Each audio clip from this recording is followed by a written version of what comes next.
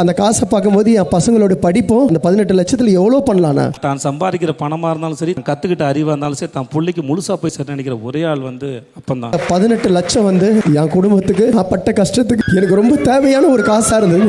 என் பொண்ணுடைய வாழ்க்கை தான் எனக்கு அந்த 18 லட்சத்தில். வீக்கெண்ட் எபிசோட்ல வந்து சார் உங்களை திட்டுறதுலாம் எங்களுக்கு ரொம்ப ஹாப்பியாக இருந்துச்சு. நல்லா காக்கா பொடி என்ன பிடிச்சாலும் அங்க ஒண்ணும் மசிய போறது இல்ல. பிரஜின் வர எதிர்பார்த்து அதை நீங்க தான் எந்த பயனும் இல்ல. நல்லபடியா போயிட்டு வாங்க மாமா. எங்க வர்றது?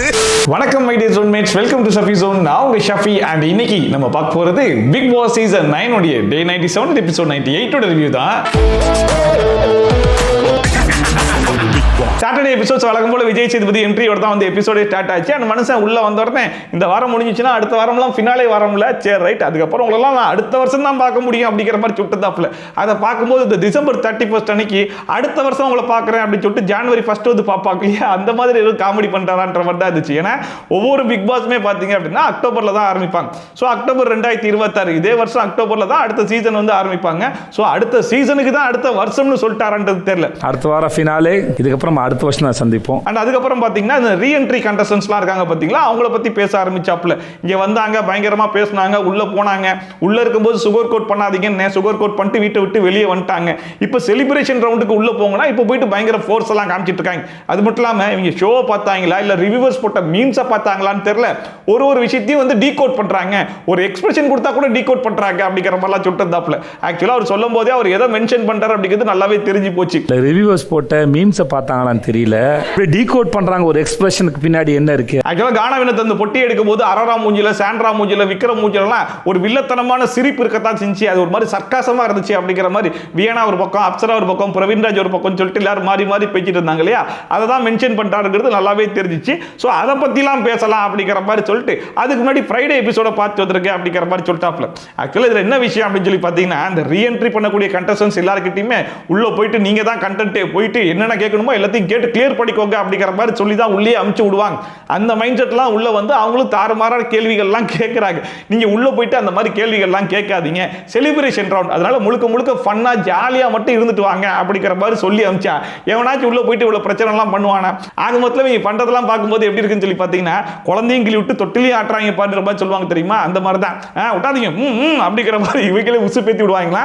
கடத்தில் அதை வச்சே வீக்கெண்ட் எபிசோட ஓட்டவும் செய்வாங்களா. வெள்ளிக்கிழமை நடந்து பார்த்துட்டு வந்துடுவோமா. எஸ். அப்புறமா ஃப்ரைடே எபிசோட போட்டுட்டாங்க. அப்போ சாண்ட்ரா வந்து விக்ரம் கிட்ட என்ன டென்ஷனா இருக்கீங்களா அப்படிங்கிற மாதிரி கேட்கும்போது விக்ரம் வந்து இல்லைங்க என்ன டென்ஷன் இருக்க போகிறது ஒரு வாரம் அப்படிங்கிற மாதிரி சொல்லிட்டு இருந்தாப்புல. அதுக்கப்புறமா நேற்று நடந்த இன்சிடென்ட்டுமே சாண்ட்ரா கிட்ட சொல்லிட்டு இருந்தாரு. கானா வினோத் பொட்டி எடுக்கும்போது காமெடி பண்றாருன்னு நினைச்சு சிரிச்சிட்டேன். கடத்துல பார்த்தா அந்த மனுஷன் பேரை சொல்லும் போது கொஞ்சம் ஷாக் ஆனேன். பட் என் மூஞ்சில லைட்டா ஒரு ஸ்மைல் இருந்துச்சுங்கிறதுனால பத்தியா வில்லத்தனமா சிரிக்கிறான் அப்படிங்கிற மாதிரிலாம் சொல்லி விட்டாங்க. அதுக்கப்புறமா நான் உட்காந்து அப்சரா கிட்டே பேசிட்டேன். ஆனால் ஜட்மெண்டெல்லாம் இருக்கலாம், இந்த அளவுக்கா இருக்கிறது அப்படிங்கிற மாதிரி அந்த மனுஷன் ஒரு பக்கம் புலம்பிக்கிட்டு இருந்தாப்புல. அதுக்கு சாண்ட்ரா பாருங்க, அப்பா நல்ல வேலை அந்த இடத்துல நான் இல்ல அப்படிங்கிற மாதிரி சொல்லிட்டு இருக்காங்க. என்னது அந்த இடத்துல நீங்கள் இல்லையா, ஏன் கார்டன் ஏரியால தான் உட்கார்ந்திருந்த, பொட்டியும் கார்டன் ஏரியால தான் வச்சிருந்தாங்க, அங்கதானே அந்த மனுஷன் எடுத்தாப்புல. அதுக்கு முன்னாடி அரோரா கை வைக்கும் போது அரோரா அப்படிங்கிற மாதிரிலாம் பேசிட்டு இருந்தியம்மா அப்படிங்கிற மாதிரி பார்த்தா அவங்க என்ன சொல்றாங்கன்னா ஒரு பில்லர் மறைச்சிட்டு இருந்துச்சாமா. அதுக்கப்புறமா அவங்க எஞ்சி வந்து பார்த்ததுக்கு அப்புறமா தான் கானா வினோத் எடுத்தாங்கிறது எனக்கு தெரிஞ்சிச்சு அப்படிங்கிற மாதிரிலாம் சொல்லிட்டுருக்காங்க. எனக்கு இந்த பில்லர் மறைஞ்சிட்டு இருந்தேன், இங்கே தான் இருந்தேன், நீங்க பில்லர் மறைச்சிட்டு எனக்கு எதுவுமே தெரியல. அப்புறமா நம்ம தர்பூசணி கானா வினோத் பொட்டி எடுத்துட்டு போயிட்டாப்புல அப்படிங்கிற சந்தோஷத்துல தூங்குனாரா இல்ல ரீல்ஸ் பண்ணி பண்ணி டயர்டாகி போய் தூங்குனாரான்னு தெரியல. தூக்கம்னா சாதாரண தூக்கம் கிடையாதுங்க. ஃபர்ஸ்ட் சபரி வந்து உட்கார்ந்துட்டு ஒப்பாரி வைக்க ஆரம்பிச்சாப்புல, கூடவே சேர்ந்து அரோராவும் சேர்ந்து ஒப்பாரி வைக்க ஆரம்பிச்சாங்க. அதுக்கப்புறம் விக்ரம், திவ்யா கணேசன் சுட்டு மொத்த வீடுமே சுத்தி கிடந்து அந்த மனசனை ஒரு பொணமா மாத்தி 50 பேர் ஒப்பாரி வைக்கிறாங்க, கத்துறாங்க, கதறாங்க. அப்போ கூட அந்த மனுஷன் அசரவே இல்லையே. இதுல சபரிலாம் கொண்டு வந்து பூவெல்லாம் வைக்கிறாப்புல.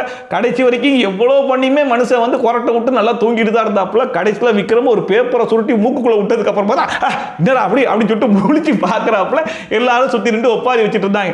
அதுக்கப்புறம் அந்த மனுஷனை கொண்டு போய் ஸ்விம்மிங் பூலில் போடலாம் அப்படிங்கிற மாதிரிலாம் தூக்கிட்டு போனாங்க. காலையில் குளிச்சப்பா அப்படிங்கிற மாதிரி சொல்றதுனால விட்டுட்டு போனாங்க. பட் இந்த இன்சிடென்ட்லையுமே பார்த்தீங்க அப்படின்னா ஒருவேளை கானா வினோத் இந்த இடத்துல இருந்திருந்தானா அந்த ஃபன்னோடைய அந்த லெவலே அடுத்த லெவலுக்கு போயிருக்குமோ அப்படிங்கிற மாதிரி இங்கேயுமே கானா வினோத்தை நான் வந்து கொஞ்சம் மிஸ் பண்ணேன். ஏன்னா ஆல்ரெடி வந்து தர்பீஸ் அண்ட் கானா வினோத் அவங்க 2 பேருடைய காம்போ வந்து ஹெவியாக இருக்கும். இந்த மாதிரி இன்சிடென்ட்லாம் அந்த மனுஷன் தனியாக ஒன்று பண்ணுவார் இல்லையா, அந்த விஷயம் வந்து இந்த இடத்துல மிஸ் ஆச்சோ அப்படிங்கிற மாதிரி தான் எனக்கு பர்சனலா ஃபீல் ஆச்சு.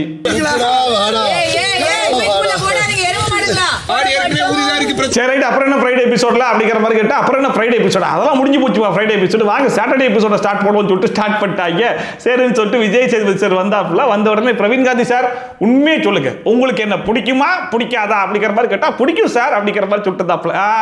நீங்க வெளியே போய் இன்டர்வியூல என்ன எப்படிலாம் கழுவி ஊத்துனீங்கன்றதெல்லாம் நான் பார்க்க தான் செஞ்சேன், பார்க்காம பேசல அப்படிங்கிற மாதிரி சொல்லிட்டு இருக்கட்டும் சார் ஓகே சார் அப்படிங்கிற மாதிரி சொல்லி உட்கார வைக்கிறாப்புல. அப்புறம் நிஜமா உங்களுக்கு என்ன பிடிக்கும் பிடிக்காது சொல்லுங்க, நீங்க பேசுறத நான் பாத்துறேன். ரொம்ப பிடிக்கும் சார். அப்புறமா விஜய் சேதுபதி ஃபைனலிஸ்ட்லாம் கொஞ்சம் ரெஸ்ட் எடுத்துக்கோங்க, ரீஎன்ட்ரி கொடுத்தாங்க இல்லையா, அந்த கண்டஸ்டன்ஸ் கிட்ட நான் கொஞ்சம் பேசணும் அப்படிங்கிற மாதிரி சொன்ன சபரி ஒரு சிரிப்பு ஒன்று சிரிச்சாப்ல. என்னப்பா சிரிப்பு அப்படிங்கிற மாதிரி கேட்டா, இல்ல சார் செலிப்ரேஷன் ரவுண்டுக்காக ரீஎன்ட்ரிலாம் கொடுக்குறாங்க, ரீஎன்ட்ரியில் வந்த உடனே பயங்கர சந்தோஷமா இருக்குன்ற மாதிரி சொன்னாங்க. ஆனா இவ்வளவு சந்தோஷமா இருக்கும்னு நான் சத்தியமா எதிர்பார்க்கல சார் அப்படிங்கிற மாதிரி சர்க்காசமா ஒன்று போட்டு விட்டாப்ல.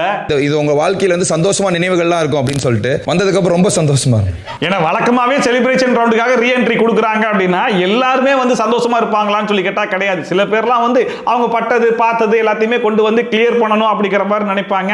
சில பேர் வந்து நல்ல வேஷம்லாம் போட்டுட்டு இருப்பாங்க, அந்த வேஷத்தெல்லாம் கலைச்சி விடணும் அப்படிங்கிற மாதிரி நினைப்பாங்க. சில பேர் வந்து சில கண்டஸ்டன்ஸ்க்கு சப்போர்ட் பண்ணணும் அப்படிங்கிற மாதிரிலாம் நினைச்சு வருவாங்க. இது எல்லா சீசன்லையும் நடக்கிறது தான், அதே மாதிரி தான் இந்த சீசன்லையும் நடந்துச்சு. பட் இந்த சீசன்ல பாத்தீங்கன்னா இந்த வியானா அப்புறம் ரம்யா இவங்கெல்லாம் வந்துட்டு ஒரு சில கண்டஸ்டன்ஸை எக்ஸ்போஸ் பண்ணாலும் வியானாலாம் வந்துட்டு ஓவர் எக்ஸ்போஸ் அப்படிங்கிற பேர்ல எல்லாத்தையும் போட்டு பயங்கரமா டார்ச்சர் பண்ணிட்டு பயங்கரமான டாக்ஸிக்கா பண்ணிட்டு இருந்தாங்க இல்லையா. சோ அதை தான் வந்து சபரி கொஞ்சம் நக்கலா சொல்றாரோன்ற மாதிரி தான் இருந்துச்சு. சபரி இவ்வளவு தூரம் வந்ததுக்கு கொஞ்சம் மிச்சர் தின்ட்டு வந்த மாதிரி தான் இருந்தது. பட் ஸ்டில் வந்ததுக்கு அப்புறம் ரொம்ப சந்தோஷமா இருக்கு. அப்புறமா இந்த ரீஎன்ட்ரி கண்டஸ்டன்ஸ் கிட்ட நீங்க வெளி உலகத்துக்கு போனதுக்கு அப்புறமா உங்களை எப்படி வரவேற்றாங்க அப்படிங்கிற மாதிரி கேட்ட உடனே தர்பீஸ் சார் என்னதான் பயங்கரமா வரவேற்றாங்க, அதெல்லாம் நான் சொல்லிட்டுமா அப்படிங்கிற மாதிரி கையை தூக்கிட்டு இருந்தாப்புல. அப்ப விஜய் சேதுபதி எல்லாத்துக்கும் நீங்க தானே, இந்த மனுஷன் யாரையாச்சும் ஒரு ஆக்டரை பார்க்க போனா கூட அந்த ஆக்டர் கொடுன்னு ஓடி வந்து இவர் கூட போட்டோ எடுத்துக்கிறாரு அப்படிங்கிற மாதிரி சொன்ன உடனே தர்பீஸ் என்ன எல்லா உண்மையும் அப்படியே சொல்றாரு அப்படிங்கிற மாதிரி ரியாக்ஷன் கொடுத்துட்டு இருந்தாப்புல. இந்த மாதிரி நீங்க போய் ஒரு இன்டர்வியூல சொன்னீங்களா இல்லையா அப்படிங்கிற மாதிரி கேட்டதுக்கு இன்டர்வியூலையா இல்ல சார் அப்படிங்கிற மாதிரி ஒரு மாடுலேஷன்ல சொன்னாரு பாருங்க, அவ்வளவு கன்றாவியா இருந்துச்சு. ஒரு இன்டர்வியூல சொல்லல சொன்னீங்களா இல்லையா? இல்ல சார். அதுக்கு விஜய் சேதுபதி கொடுத்த ரியாக்ஷன் தான் பயங்கரமா இருந்துச்சு. ஐயோ இந்த மனுஷன் எப்படி போய் முழுவாரு பாருங்களேன். நானே அந்த இன்டர்வியூ பார்த்தேன், ஒரு ஆக்டரை பார்க்க போனேன், அந்த ஆக்டர் என்ன கூப்பிட்டு வந்து போட்டோ எடுத்துக்கிட்டார் அப்படிங்கிற மாதிரிலாம் சொன்னீங்களா இல்லையான்னு சொல்லி கேட்டதுக்கு இல்ல சார் அவர் என்ன கூப்பிட்டு இருந்தா சார் சொன்னேன் அப்படிங்கிற மாதிரி சொல்லிட்டு கூடவே இந்த மாதிரி தான் சார் நம்மளை பத்தி தப்பா சொல்லி என் பேரை கெடுக்க போக்குறாங்க சார் அப்படிங்கிற மாதிரி சொல்லிட்டு. இப்ப இந்த மேட்டரை சொல்றதே விஜய் சேதுபதி தான். ஆனா வந்து இந்த மக்கள் இந்த மாதிரி தான் சார் சொல்லி என் பேரை கெடுக்கிறாங்க அப்படிங்கிற மாதிரி சொன்ன உடனே பிரவீன் ராஜே சொல்லிட்டாப்ல, சார் இந்த மக்கள் ஒரு சில பேருன்ற மாதிரிலாம் சொல்றாருல, அது வேற யாரும் கிடையாது, உங்களை பார்த்தா சொல்றாரு, ஏன்னா அதை நீங்க தானே இப்ப சொன்னீங்க அப்படிங்கிற மாதிரி சொன்ன உடனே விஜய் சேதுபதி சொல்லிட்டாப்ல, இங்க பாரு தர்பீஸ், உன்னை வந்து கெட்ட பேர் ஆக்குறதுக்கோ உன்னை வந்து வெளியே தப்பா காட்டுறதுக்கோ வேற யாராலையும் முடியாது, அது ஒன்னால மட்டும் தான் முடியும், உட்காரு அப்படிங்கிற மாதிரி உட்கார வச்சுட்டாப்ல. உங்களுக்கு கெட்ட பேரை வேற யாரும் ஏற்படுத்த முடியாது, அது மட்டும் புரிஞ்சுக்கோங்க, உட்காரு. அப்சராலாம் நான் வெளியே போனதுக்கு அப்புறம் நிறைய அன்பு கிடைச்சிச்சு அப்படிங்கிற மாதிரி சொன்னாங்க. பிரவீன் ராஜ்லாம் வந்து உங்ககிட்ட இவ்வளவு டேலண்ட் இருக்குன்னு சொல்லி எங்களுக்கு இப்பதான் தெரிய வந்துச்சு, அண்ட் மக்கள் கிட்ட நிறைய ரெஸ்பான்ஸ் இருந்துச்சு அப்படிங்கிற மாதிரி அந்த மனுஷன்லாம் சாதாரணமா முடிச்சிட்டாப்ல. அண்ட் அடுத்ததா தெரிஞ்சோ தெரியாம தர்பீஸ் கிட்ட கேட்போன்னு சொல்லிட்டு அந்த மனுஷனை எழுப்பி விட்டது தான் பெரிய தப்பா போச்சு. அந்த மனுஷன் சொல்றதை கேளுங்க, வெளியிருந்த நெகட்டிவிட்டிலாம் ஃபுல்லா உடஞ்சி பாசிட்டிவிட்டியா மாறிடுச்சாமா. எப்போ இதெல்லாம் நடந்துச்சு, முன்னாடியாச்சும் சாதாரணமா அடிச்சிட்டு இருந்தாங்க, இப்பெல்லாம் ஊரை போட்டுல அடிச்சிட்டு இருக்காங்க அப்படிங்கிற மாதிரி தான் இருந்துச்சு. இதுக்கு அடுத்ததான் ஒன்று சொன்னார் பாருங்க, அதுதான் இருக்கிறதுலே பயங்கர ஷாக்கிங்கா இருந்துச்சு. இங்க இருக்கிற டேலண்ட் எல்லாம் வெளியே போய் கூட பெருசா ஆப்பர்ச்சுனிட்டி கிடைச்சிச்சு சொல்லல. ஆனா இந்த மனுஷன் இந்த பிக் பாஸ் விட்டு வெளியே போனதுக்கு அப்புறமா 3 படத்துல ஹீரோவா புக் ஆயிட்டாராமா, அதுவும் பெரிய பெரிய ப்ரொடக்ஷனா. பிப்ரவரியில ஷூட்டிங்லாம் ஸ்டார்ட் பண்ண போறாங்க அப்படிங்கிற மாதிரிலாம் சொல்லிட்டு இருந்தாப்ல. அதை பார்க்கும்போது பிக் பாஸுக்கே ஏன்டா கூப்பிட்டோம் அப்படின்னு சொல்லிட்டு பிக் பாஸ் டீம் உட்காந்து யோசிச்சுட்டு இருக்காங்க. இதுல இந்த மனுஷனா வந்து ஹீரோவா போட்டு 3 படம் அதுவும் பெரிய பெரிய ப்ரொடக்ஷன்ல பண்றாங்கன்னா சத்தியமா இதெல்லாம் நம்புற மாதிரியா இருக்குன்ற மாதிரி தான் இருந்துச்சு. அடுத்ததா பாருங்க, அது ஒவ்வொரு சீசன்லயும் ஒன்னு வந்து பயங்கர ஹிட் ஆகும் சார். இந்த சீசன்ல வந்து நடிப்பு அரக்கன், தமிழ்நாட்டின் நடிப்பு அரக்கன் சொல்லிட்டு இவர் சொல்லுவார் இல்லையா, அதுதான் பயங்கர ஹிட் ஆச்சாமா. அது மட்டும் இல்லாம வீக்கெண்ட் எபிசோட்ல விஜய் சேதுபதி திட்டுறாரு பாத்தீங்களா, அது கூட எல்லாருக்கும் பயங்கரமா பிடிச்சிருந்துச்சா. ஒரு சில பேர்லாம் வந்துட்டு எப்படா வீக்கெண்ட் எபிசோடு வரும், எப்படா விஜய் சேதுபதி வந்து வாட்டர்மெலன் சாரை திட்டுவாரு அப்படி சுட்டு எல்லாம் காத்துக்கிட்டு இருந்தாங்களா. ஏன்னு சொல்லி கேட்டதுக்கு அவர் உங்களை திட்டும் போது பயங்கர கியூட்டா இருக்கும், அதெல்லாம் பார்த்து நாங்க ரொம்ப என்ஜாய் பண்ணுவோம் அப்படிங்கிற மாதிரி சொன்னாங்களாமா. அதாவது பாருங்க, இந்த மனுஷன் ஒரு கேமையும் ஒழுங்கா விளையாடாம வாரம் வீக்கெண்ட் எபிசோட்ல விஜய் சேதுபதி திட்டு வாங்கியிருக்காப்ல. அது வந்து நெகட்டிவான விஷயம். அதை கூட ரொம்ப பாசிட்டிவா நீங்க திட்டுறத கூட மக்கள் ரசிச்சு தான் பார்த்தாங்கன்ற மாதிரிலாம் சொல்ல முடியும்னா கண்டிப்பா அது தர்பீஸால மட்டும் தான் முடியும் போல. வீக்கெண்ட் எபிசோட்ல வந்து சார் உங்களை திட்டுறதுல எங்களுக்கு ரொம்ப ஹாப்பியா இருந்துச்சு. நீங்க அடுத்த கெமிக்கிட்ட கேட்கும்போது எனக்கு ஒரு மூவி சான்ஸ் கிடைச்சிருக்கு, ஒரு வெப் சீரிஸோட சான்ஸ்லாம் கிடைச்சிருக்கு, ஆடியன்ஸோட ரெஸ்பான்ஸ் நல்லா இருக்குன்னாங்க. அண்ட் ரம்யாவுமே நெகட்டிவ் கொஞ்சம் பாசிட்டிவா மாறி இருக்கு அப்படிங்கிற மாதிரி சொன்னாங்க. அண்ட் வியானாலாம் வந்து இந்த எஃப்ஜே மேட்டர்ல அடி வாங்கினது அப்படிங்கிறதெல்லாம் இன்டர்வியூல நிறையவே ஷேர் பண்ணியிருப்பாங்க இல்லையா. அதனால வீட்டுக்கு போகும்போது கொஞ்சம் ஜிக்ஜாக்கா தான் இருந்துச்சு. அதுல இருந்துலாம் கொஞ்சம் வெளியே வரதுக்கு கொஞ்சம் டைம் எடுத்துச்சு. ஆனா வெளியே மக்களோட ரெஸ்பான்ஸ்லாம் வந்து கொஞ்சம் ஹெவியா தான் இருந்துச்சு. பட் இருந்தாலுமே நான் இன்னும் முழுசா வெளியே வரல, கொஞ்சம் கொஞ்சமா தான் வந்துட்டு இருக்கேன் அப்படிங்கிற மாதிரி சொல்லும்போது, அதெல்லாம் ஒன்றும் இல்லம்மா, பாஸ்ட் இஸ் பாஸ்ட், நீ ஃபியூச்சர் நோக்கி ஓடு அப்படிங்கிற மாதிரி விஜய் சேதுபதி சொன்னாப்ல. அது தெரிஞ்சு சொன்னாரா தெரியாம சொன்னாரான்னு தெரியல. அதுக்கு வியான ஒரு ரியாக்ஷன் கொடுத்தாங்க பாருங்க, தேங்க்யூ அப்படின்னு சொல்லிட்டு.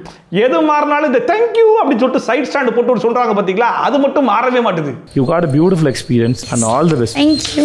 சரி, எல்லார்கிட்டையும் பேசி முடிச்சிட்டோம் போல இருக்கு அப்படின்னு சொல்லிட்டு விஜய் சேதுபதி பிரேக் விட்டு போயிட்டாப்ல. அதுக்கப்புறமா தான் டாக் பேக்ல சொல்லியிருப்பாங்க போல இருக்கு, சார் பிரவீன் காந்தி சாரை மட்டும் விட்டுட்டீங்க அப்படின்னு சொல்லிட்டு. ஐயோ அவரை விட்டுட்டேனா, அப்ப வேணாம் வாங்க பிரேக்லாம் வேணாம், மறுபடியும் உள்ள போவோம் அப்படின்னு சொல்லிட்டு உள்ள போயிட்டு, என்ன சார் உங்களுக்கு என் மேல கொஞ்சம் கூட அக்கறை இல்லையா, நான் வந்து உங்களுக்கு விட்டு பார்த்தேன் நீங்களாச்சும் கேட்பீங்கன்னு சொல்லிட்டு, ஆனா நீங்க கேட்காம விட்டுட்டீங்களே அப்படிங்கிற மாதிரி சமாளிச்சாப்ல. அதுக்கு வந்து பிரவீன் காந்தி சார் வந்து இல்ல சார் நீங்க எது பண்ணாலும் சரியா பண்ணுவீங்கன்ற மாதிரி தான் நினைச்சேன் சார் சொல்றதுக்கு, ஆனா நீங்க என்ன வச்சு சரியா பண்ணீங்க சார் அப்படிங்கிற மாதிரி சொல்லிட்டு இருந்தாப்ல. அது என்ன மென்ஷன் பண்றாருன்னு சொல்லி கேட்டீங்கன்னா, பிரவீன் காந்தி ஃபர்ஸ்ட் வீக்லயே எவிக்ட் ஆகி வெளியே வந்துட்டாப்ல. வந்ததுக்கு அப்புறமா வந்து விஜய் சேதுபதிக்கு இவருக்கும் நிறைய ஒரு கான்வர்சேஷன்லாம் போச்சு இல்லையா. அதை பத்தின கேள்விகள் இன்டர்வியூல கேட்கும்போது கொஞ்சம் கூட யோசிக்கலையே. விஜய் சேதுபதியை போட்டு எந்த அளவுக்கு கழுவி ஊத்த முடியுமோ அந்த அளவுக்கு இறங்கி கழுவி ஊத்தி விட்டாப்ல. அந்த இன்டர்வியூ ஃபுல்லா விஜய் சேதுபதியும் பார்த்துட்டாரு போல இருக்கு. அதெல்லாம் தான் கொண்டு வந்து இங்க சொல்லிட்டு இருக்காரு அப்படிங்கிறது நல்லாவே தெரிஞ்சிச்சு. வெளியே போய் என்ன சரியா செஞ்சீங்க சார் நீங்க. அப்புறமா பிரவீன் காந்தி சார் கிட்ட கேட்டதுக்கு அந்த மனுஷன் என்ன சொன்னாருன்னா, பெஜாரு டேட்டா அப்படிங்கிற மாதிரி ஒரு பத்திரிகையில ரிலீஸ் ஆச்சாமா. அதுல வந்து கிண்டலும் கேலியுமா போடுவாங்களாமா. அதை பார்த்துட்டு இவருடைய ஃப்ரெண்டு ஒத்த செருப்பு படம் மாதிரி இந்த மனுஷனை மட்டுமே வச்சு ஒரு படத்தையே பண்ணி முடிக்கலாம் அப்படிங்கிற மாதிரி கதையெல்லாம் சொல்லி அந்த ப்ராஜெக்டே ஓகே ஆயிடுச்சு. அந்த படத்துல நடிக்க போறேன், அது ஒரு நல்ல விஷயமா நடந்திருக்கு அப்படிங்கிற மாதிரி சொன்னாப்ல. அண்ட் அடுத்ததா ஜோடி 2வே ஓகே ஆயிடுச்சு, அந்த படம் வந்து நான் கூடிய சீக்கிரத்தில் வந்து ஸ்டார்ட் பண்ண போறேன் அப்படிங்கிற மாதிரி சொன்னாப்ல.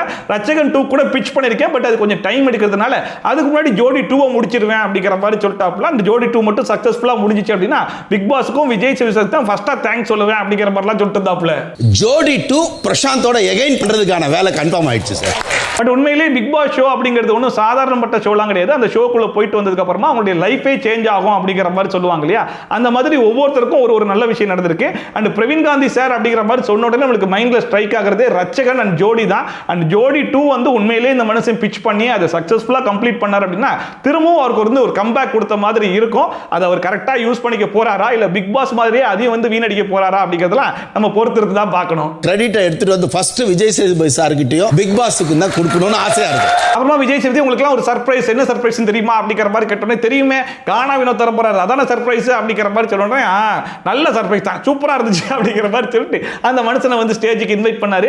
அண்ட் கானா வினோத் ஸ்டேஜுக்கு வந்த உடனே ஆடியன்ஸ் சைடுல இருந்து அப்படி ஒரு சத்தம் அப்படி ஒரு ரெஸ்பான்ஸ் வந்து இருந்துச்சு. பட் என்ன ஒரு குறைன்னு சொல்லி கேட்டீங்கன்னா, அந்த மனுஷன் கையில டைட்டில வாங்குவாப்புல எல்லாரும் கத்தலாம் அப்படிங்கிற மாதிரி வெயிட் பண்ணிட்டாங்க. பட் பொட்டி எடுத்து வந்து கத்த வேண்டிய நிலைமையாகி போச்சு அப்படிங்கிற ஒரு சின்ன வருத்தப்பட்டு தான் இருந்துச்சு. பட் அந்த மனுஷன் என்ன சொன்னாருன்னு சொல்லி பார்த்தீங்கன்னா, நான் வீட்டை விட்டு வெளியே வந்ததுக்கு அப்புறமா என்னுடைய ஒய்ஃப் வந்து எதையுமே காட்ட மாட்டேன் அப்படிங்கிற மாதிரி சொல்லிட்டாங்க. பட் மக்களுடைய சப்போர்ட் உனக்கு எக்ஸ்ட்ரீமா இருக்கு அப்படிங்கிற மாதிரி சொன்னாங்க. அதுக்கு முதல்ல எல்லாருக்குமே நான் தேங்க்ஸ் சொல்லிக்கிறேன் அப்படிங்கிற மாதிரி சொல்லி ஆரம்பிச்சாப்ல.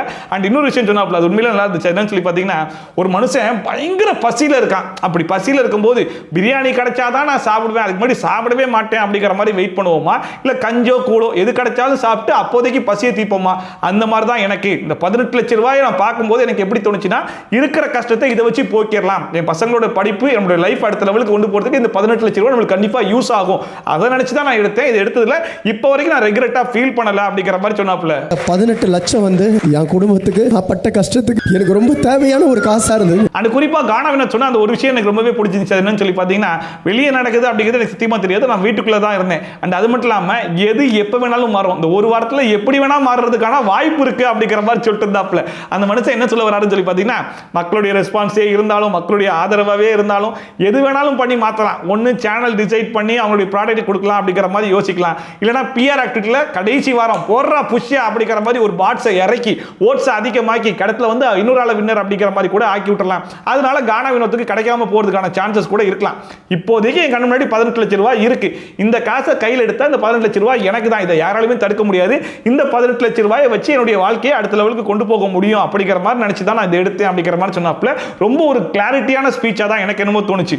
அதுக்கப்புறமா நிறைய குழப்பங்கள் ஓடிட்டு இருந்துச்சு இல்லையா, சோசியல் மீடியால கூட நிறைய ஸ்ப்ரெட் ஆயிட்டு இருந்துச்சு. அரோரா, விக்ரம், சாண்ட்ரா இவங்கெல்லாம் சேர்ந்து ஏதோ ஸ்கெட்ச் போட்டாங்க. அதுலயும் குறிப்பா அரோரா தான் முழுக்க வந்து மேனிபுலேட் பண்ணிட்டா, மைண்டை பிரெயின் வாஷ் பண்ணி தான் கானா வினோத்தை எடுக்க வச்சுட்டா, டெம்ப்ட் பண்ணிட்டா அப்படிங்கிற மாதிரிலாம் சொல்லிட்டு இருந்தாங்க. அதுக்குமே நான் ஒரு கிளாரிஃபிகேஷன் கொடுத்துறேன் அப்படிங்கிற பேர்ல யாருமே என்ன பிரெயின் வாஷ் பண்ணல, யாருமே என்ன மேனிபுலேட் பண்ணல, யாருமே எதுவுமே பண்ணல. 2 நாளாக இதை பற்றி நான் யோசிச்சுக்கிட்டு தான் இருந்தேன். கடைசியில் என்னுடைய சுய நினைவோட தான் அந்த பெட்டியை நானே தான் எடுத்துட்டு வந்தேன் அப்படிங்கிறதுக்கும் அவரே ஒரு கிளாரிஃபிகேஷன் கொடுத்துட்டாப்ல. யாரு சொல்லி நான் எடுக்கல, என்னுடைய சுய நினைவோடு நான் அதை எடுத்தேன். அண்ட் விஜய் சேதுபதி வினோத் கிட்ட நானுமே இந்த விஷயத்தை உங்ககிட்ட கேட்கணும்னு தான் இருந்தேன். வந்தீங்க, 6 ரூபா அல்வாவை ஊட்டி விட்டீங்க, பிளேட்டை கையில் கொடுத்தீங்க, அந்த பொட்டியை கையில் எடுக்கும் போது கூட ஏதோ விளையாட்டுக்கு பண்றீங்கன்ற மாதிரி நான் காமெடியாக தான் பார்த்துட்டு இருந்தேன். பேரை சொன்னதுக்கு அப்புறமா தான் அங்க இருக்கிற எல்லாருமே ஷாக்கான மாதிரி நானுமே ஷாக்கானே அப்படிங்கிற மாதிரி சொன்னதுக்கு ஆமா அங்க இருக்கிற எல்லாருக்குமே அல்வா கொடுத்து அந்த பொட்டியை எடுத்துட்டு வந்துட்டேன்ல அப்படிங்கிற மாதிரி வினோத் சொல்லிட்டு அது அல்வா கொடுக்கறது பிரச்சனை கிடையாது, அல்வா கொடுத்தேன்னு சொல்லிட்டு ஒத்துக்கிறீங்க பாத்தீங்களா, அது பெரிய விஷயம் அப்படிங்கிற மாதிரிலாம் சொல்லிட்டு அண்ட் கானா வினோத்தை பத்தி நிறைய பாராட்டி சொன்னாப்ல. உண்மையா சொல்றேன், உங்களுடைய டைமிங், அந்த காமெடி சென்ஸ் எல்லாமே எனக்கு ரொம்ப பிடிக்கும். ஒரு சிச்சுவேஷன் ரொம்ப சீரியஸா போயிட்டு இருக்கும்போது அந்த சிச்சுவேஷன் ரொம்ப காமெடியா ஃபன்னா யாரால மாற்ற முடியும்னா கண்டிப்பா உங்களால தான் மாற்ற முடியும் அப்படிங்கிற மாதிரி சொல்லிட்டு இருந்தாப்ல. அண்ட் வந்து கானா வினோத்துமே விஜய் சேதுபதிக்கு தேங்க்ஸ்லாம் சொல்லிட்டு இருந்தாப்ல. இந்த சிம்மாசனம் உங்களோட தான், அதை யாராலுமே எடுத்துட்டு போக முடியாது அப்படிங்கிற மாதிரிலாம் சொன்னீங்க, அதெல்லாம் நான் புரிஞ்சுக்கிட்டேன். அண்ட் அது மட்டும் இல்லாம நீங்க கொடுத்த அட்வைஸ்லாம் வச்சு நான் நிறைய சேஞ்ச் பண்ணி தான் இவ்வளவு தூரம் நான் வந்திருக்கேன், அதுக்கெல்லாம் தேங்க்ஸ் அப்படிங்கிற மாதிரி வினோத் ஒரு பக்கம் சொல்லிட்டு இருந்தாப்ல. அண்ட் 2 பேரும் மாறி மாறி புகழ்ந்து முடிச்சதுக்கு அப்புறமா சரி ஓகே உங்களுடைய பயண வீடியோ பார்த்தரலாம் அப்படின்னு சொல்லிட்டு அந்த பயண வீடியோ போட்டுட்டாங்க. உங்களோட பயண வீடியோ பாப்போமா? நன்றி. சீரியஸா சொல்றேன், இது வரைக்கும் போட்ட பயண வீடியோலயே ஒன் ஆஃப் தி பெஸ்ட் பயண வீடியோவா கண்டிப்பா கானா வினோத்தோட தான் இருந்திருக்கு அப்படிங்கிற மாதிரி சொல்லிடலாம். ஏன்னா அதுல எல்லாமே இருந்துச்சு. மாஸ் வேணுமா மாஸ் இருந்துச்சு, ஃபைட் வேணுமா ஃபைட் இருந்துச்சு, காமெடி வேணுமா காமெடி இருந்துச்சு, ஃப்ரெண்ட்ஷிப் வேணுமா ஃப்ரெண்ட்ஷிப் இருந்துச்சு, ஃபன் வேணுமா ஃபன் இருந்துச்சு அப்படிங்கிற மாதிரி ஒரு மனுஷன் எல்லா டைப் ஆஃப் எமோஷன்ஸையும் சரி எல்லா டைப் ஆஃப் விஷயத்தையுமே கடந்து வந்திருக்காரு அப்படிங்கிறது ஒரு சாதாரண விஷயம் கிடையாது. அதை கானா வினோத் இந்த சீசன்ல கண்டிப்பா பண்ணியிருக்காரு அப்படிங்கிறத இந்த பயண வீடியோ பார்க்கும்போதே சத்தியமா தெரிஞ்சு. அதுலயும் குறிப்பா வெளியே வந்து பயங்கர மாசா போனது வந்து சாண்ட்ரா இந்த 2 காலை தூக்கி காட்டுவாங்க, உடனே கானா வினோத் காலுக்கு மேல காலை போடுவார் இல்லையா, அதுக்கு வந்து அதே மியூசிக்கோட போடும்போது ஆடியன்ஸ் சைடுல பயங்கரமான ஒரு கிளாப்ஸ் இருந்துச்சு. அந்த பார்வதி கூட கடைசியா ஒரு சண்டை போட்டுருப்பாரு பாருங்க எகிரி எகிரி, அதுக்குமே பயங்கரமான கிளாப்ஸ் இருந்துச்சு. அண்ட் குறிப்பா கமருதீனுக்கும் வினோத்துக்கும் இருந்த அந்த ஒரு ஃப்ரெண்ட்ஷிப் அது வந்து என்ன வேணா சொல்லலாம், ஆனா இவங்க 2 பேருக்குள்ள இருந்தது வந்து ரொம்ப பியூரான ஒரு பாண்டு, பியூரான ஒரு ஃப்ரெண்ட்ஷிப். கடைசியா கமருதீன் போகும்போது கூட கானா வினோத்தை கெட்டி பிடிச்சி ஒரு முத்தம் கொடுத்துட்டு போயிருப்பாப்ல, அதுக்கெல்லாம் ஆடியன்ஸ் சைடுல பயங்கரமான ஒரு கிளாப்ஸ் இருந்துச்சு. கமருதீன் மேல 1008 விமர்சனங்கள் இருக்கலாம், 1008 குற்றச்சாட்டுகள் இருக்கலாம், பார்வதி கூட சேர்ந்து பண்ண விஷயங்கள் அது எல்லாமே அந்த மனுஷன் நிறைய கெட்ட கெட்ட வார்த்தைகள் பேசியிருக்காப்ல, நிறைய வார்த்தைகள் யூஸ் பண்ணிருக்கா, அது எல்லாமே ஓகே, ரெட் கார்டு வாங்கிட்டு போனதெல்லாம் கரெக்ட் தான். பட் கானா வினோத்தோட கமருதீன் இருந்த அந்த ஃப்ரெண்ட்ஷிப் இருக்கு பாத்தீங்களா, அது ரொம்ப பியூரான பாண்டு. அந்த பாண்டு இந்த பயண வீடியோல பார்க்கும்போது ரொம்பவே நல்லா இருந்துச்சு. அண்ட் ஒன்ஸ் அந்த பயண வீடியோ முடிஞ்ச உடனே எப்படி இருந்துச்சு அப்படிங்கிற மாதிரி கேட்கும்போது அந்த பயண வீடியோ பார்க்கும்போது அந்த மனுஷன் வந்து பயங்கரமா எமோஷனல் ஆயிட்டாப்ல, ரொம்ப எமோஷனலா இருந்துச்சு அப்படிங்கிற மாதிரிலாம் சொல்லிட்டு அண்ட் கூடவே சார் அந்த கண்ணாடி அப்படிங்கிற மாதிரி எல்லாருமே வந்து கண்ணாடியை வாங்கிட்டு போயிட்டா நான் என்னதான்டா பண்றது அப்படிங்கிற மாதிரி அந்த மனுஷன் வந்து யோசிக்க ஆரம்பிச்சிட்டாப்ல. உங்களுக்கு இது இல்லை வேற தர என்னதுக்கு இல்ல எல்லாருக்கும் கண்ணாடி தான் கொடுத்தீங்க, எனக்கும் கண்ணாடி தான் நீங்க கொடுக்குறீங்க அப்படிங்கிற மாதிரி அடம் பிடிச்சி கேட்க ஆரம்பிச்சிட்டாப்ல. அதுக்கப்புறமா கார்ல வச்சிருக்க கண்ணாடி எடுத்துட்டு வாப்பான்னு சொல்லி கேட்டு அந்த கண்ணாடி கொண்டு வந்து கொடுத்தா என்னப்பா கண்ணொலின்னு சொல்லிடாதீங்க அப்படிங்கிற மாதிரி அதை வச்சு ஒரு கவுண்டர் போடுறாப்ல. உடனே விஜய் சேதுபதி நான் உனக்கு கண்ணாடி கொடுத்ததுக்கு கண்ணு வலின்னு சொல்லிட்டு கவுண்டரா போடுறேன் அப்படிங்கிற மாதிரி ஒரு லுக் விட்டாப்லையா. இல்ல சார் எங்கேயாச்சும் ஏதாச்சும் பேச்சு ஒரு ஃபன் போடணும் சார், வாய் சும்மா இருக்க மாட்டேது சார் அப்படின்னு சொல்லிட்டு அந்த மனசுல சொல்லிக்கிறாப்ல. கண்ணா பிரசன் சொல்ற போறீங்க சும்மா இதை நான் ஒன்று போட்டு ஒன்று வாய் சும்மா இருக்க மாட்டேங்கிறேன். கானா வினோத் இந்த ஷோக்குள்ள இருக்கும்போதே ஒரு ஒய்ஃபு கிட்ட அவங்க அம்மா பத்தி நினைச்சு பயங்கரமா எமோஷன் ஆகி அழுதுருப்பார் இல்லையா, அதனால ஸ்டேஜ்லயுமே எங்க அம்மாக்காக எல்லாருமே ஒரு வாட்டி கை தட்டுங்க அப்படிங்கிற மாதிரி சொன்னாப்ல. எல்லாரும் இந்த கிளாப்ஸ்லாம் பண்ணாங்க. அதுக்கப்புறம் இசை கலைஞர்கள் அதுக்கப்புறம் கானா கலைஞர்கள் எல்லாருக்கும் மக்களுக்கும் நன்றியை தெரிவிச்சுக்கிறேன் அப்படிங்கிற மாதிரி சொன்னதுக்கு அப்புறமா சரி ரைட் வாங்க நம்ம உள்ள போய் பேசலாம் அப்படிங்கிற மாதிரி உள்ள போன உடனே என்ன தர்பீஸ் அப்படிங்கிற மாதிரி சொன்ன உடனே love you sir love you அப்படிங்கிற மாதிரி சொல்லிட்டு கானா வினோத் வெளியே போய் தர்பீஸ் கொடுத்த இன்டர்வியூ எல்லாம் பார்த்துட்டார் போல இருக்கு.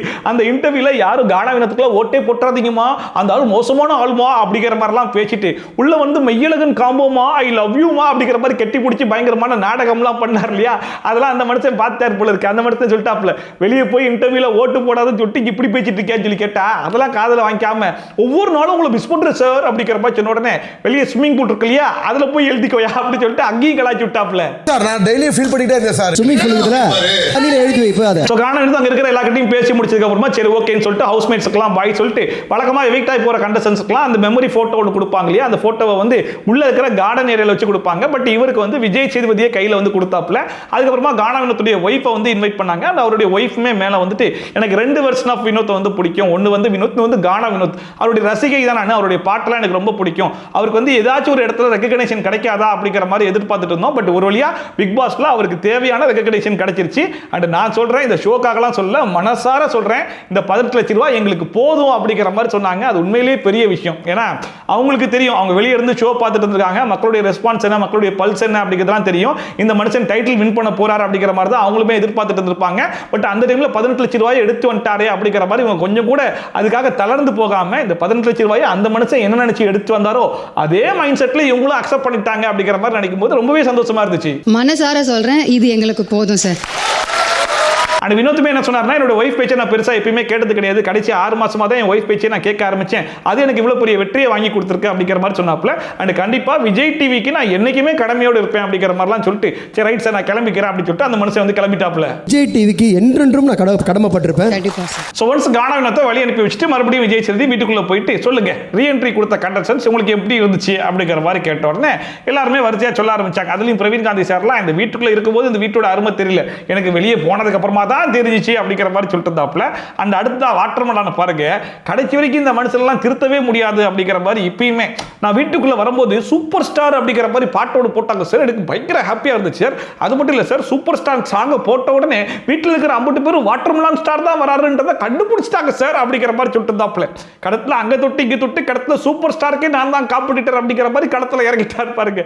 உடனே விஜய் சேதுபதி சொல்லிட்டாப்ல, சரி ரைட் ஃபர்ஸ்ட் உங்களுடைய ப்ரொமோஷன்லாம் பேசி முடிச்சிருங்க, அப்புறமா நான் கேட்டு கேள்விக்கு வாங்க அப்படிங்கிற மாதிரி சொல்ல உடனே இல்ல சார் நான் வந்துடுறேன் சார் அப்படின்னு சொல்லிட்டு நான் வந்து உள்ள வந்ததுக்கு அப்புறமா ஸ்விமிங் பூல்ல குளிக்கணும்னு சொல்லிட்டு ரொம்ப ஆசையா வந்து சார், அதனால ஸ்விமிங் பூல்ல நல்லா கடந்து குளிச்சேன் சார் அப்படிங்கிற மாதிரி சொல்லிட்டு இருந்தாப்ல. ஏயா பிக் பாஸ் வீட்டுக்குள்ள எதுக்கு மறுபடியும் உள்ள வந்தேன்னு சொல்லி கேட்டா ஸ்விமிங் பூல்ல குளிக்க வந்தேன்னு சொல்லிட்டு இருக்கேயா, ஏன் அதுக்கு நீ பீச்சில் 10 ரூபா கொடுத்து குளிச்சுட்டு போயிடலாம்ல அப்படிங்கிற மாதிரி தோடுமா இல்லையா?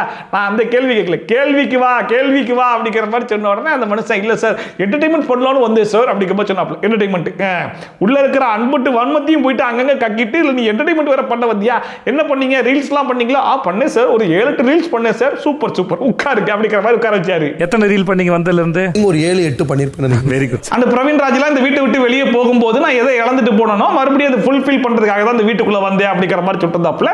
அண்ட் வியானெல்லாம் வந்துட்டு நான் எனக்கு ஒரு சில விஷயங்கள் கிளியர் பண்ணணும்ன்ற மாதிரி இருந்துச்சு, அதெல்லாம் கிளியர் பண்ணதுக்கு அப்புறமா பயங்கர ஜாலியான மூடுக்கு போயிட்டேன் அப்படிங்கிற மாதிரி சொல்லிட்டு இருந்தாங்க. ஜாலியான மூடுக்கு நீ போடியா, எப்பமா அதெல்லாம் நாங்க பார்க்கவே இல்லையம்மா, எல்லா இடத்துலயும் உட்காந்து வன்மத்தை மட்டும் தான் கக்கிட்டு இருந்தா அப்படிங்கிற மாதிரி தான் இருந்துச்சு. இதுல என்னன்னு சொல்லி பாத்தீங்கன்னா, இந்த வீட்டுக்குள்ள இருக்கும்போது எப்படி தேங்க்யூ அப்படிங்கிற மாதிரி கொஞ்சம் கோணி பேசிட்டு இருந்தாங்களோ அந்த கோணல் ஸ்பீச் எல்லாம் ரீஎன்ட்ரி கொடுத்ததுக்கு அப்புறமா கொஞ்ச நாள் இல்லாம இருந்துச்சு. ஏன்னா எல்லார்கிட்டையும் வந்து கேள்விகள்லாம் கேட்கணும், கிளாரிஃபிகேஷன்லாம் பண்ணணும், விக்ரம கழுவி ஊற்றணும், சாண்ட்ராவை எக்ஸ்போஸ் பண்ணணும் அப்படிங்கிற மாதிரி பயங்கரமா மைண்ட் செட்ல வந்ததுனால அந்த கொஞ்சிறது கொலாவுறது எதுவுமே இப்போ வரவே இல்லை. ஆனா இப்போ மறுபடியும் வீக்கெண்ட் எபிசோட்ல விஜய் சேதுபதி பேசும்போது மட்டும் மறுபடியும் பழைய அந்த கொஞ்சிறது கொலாவுறது கொனாட்டி பேசுறது அப்படிங்கிற மாதிரிலாம் பேசுவாங்க பாத்தீங்களா, அந்த மாடல சிரிக்க போயிட்டாங்க. இந்த வாட்டர்மலான் சார் ஒரு பக்கம் திருந்த மாட்டாருன்னு சொல்லி பார்த்தா வியனாவும் கடைசி வரைக்கும் திருந்துறதுக்குலாம் வாய்ப்பே இல்லை போல இருக்கு. ஒருத்தவங்க வந்ததுக்கு அப்புறம் தான் கொஞ்சமா அப்படியே இப்படி ஆனாங்க, இவங்க தான் வந்ததுக்கு அப்புறம் நல்ல இப்படி ஆயிடுச்சு. அப்புறமா இந்த சீசனுடைய மோஸ்ட் டிசர்விங் டாப் 5 ஃபைனலிஸ்ட் அப்படின்னு சொல்லிட்டு ஒரு 5 கண்டஸ்டன்ஸ் உட்கார்ந்துருக்காங்க இல்லையா, அவங்க கிட்ட இந்த ரீஎன்ட்ரி கண்டஸ்டன்ஸ் பத்தி கேட்ட உடனே திவ்யா என்ன சொன்னாங்கன்னா, பிரவீன் இந்த வீட்டை விட்டு வெளியே போகும்போது மட்டும் நான் அழவே செஞ்சேன், அவன் மறுபடியும் வீட்டுக்குள்ள வரும்போது கொஞ்சம் சந்தோஷமா இருந்துச்சு, ரம்யா வீட்டை விட்டு வெளியே போகும்போது பெருசா என்கிட்ட பேசவே இல்லை, அதனால ஏன்டி நீ பேசல அப்படிங்கிறது உட்காந்து கிளாரிஃபிகேஷன்லாம் பண்ணேன். அப்புறம் இந்த வாட்டர் சார், இந்த வாட்டர் நைட்டு ஃபுல்லா கொரட்டை விட்டு என்ன தூங்கவே விடல சார் அப்படிங்கிற மாதிரி வாட்டர்மலான பாருங்க, ஒரு பக்கம் திவ்யா கிட்ட ஃப்ளோட் பண்றது மட்டும் இல்லாம நைட்டு கொரட்டை விட்டு தூங்க விடாம ஆகியிருக்காப்ல.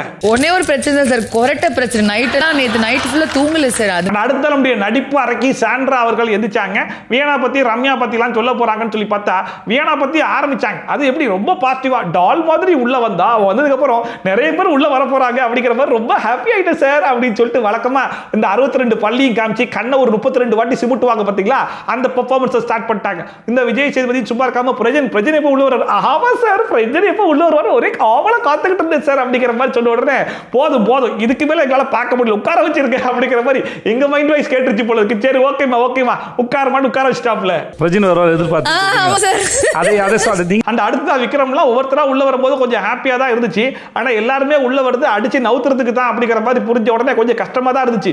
அப்புறம் போக அதுவே பழகிருச்சு அப்படிங்கிற மாதிரி சொல்லிட்டாப்ல.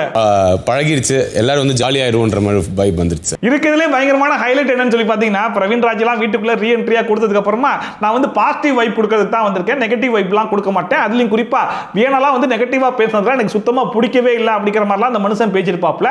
அந்த மனுஷன் எந்த ஒரு இடத்துல வந்து நெகட்டிவா பேசினாருன்னு சொல்லி கேட்டீங்கன்னா, உங்களுக்குலாம் ஹியூமானிட்டி இல்லாம போயிருச்சு, அதை வந்து குழி தோண்டி புதைச்சிட்டீங்க அப்படிங்கிற மாதிரி சொல்லியிருப்பாப்ல. அதுக்கு தான் வினோத்லாம் கொஞ்சம் கடுப்பாய் பேசியிருப்பாப்ல, ஈவன் பிரவீன் காந்தி கூட அதை கண்டிச்சிருப்பாப்ல.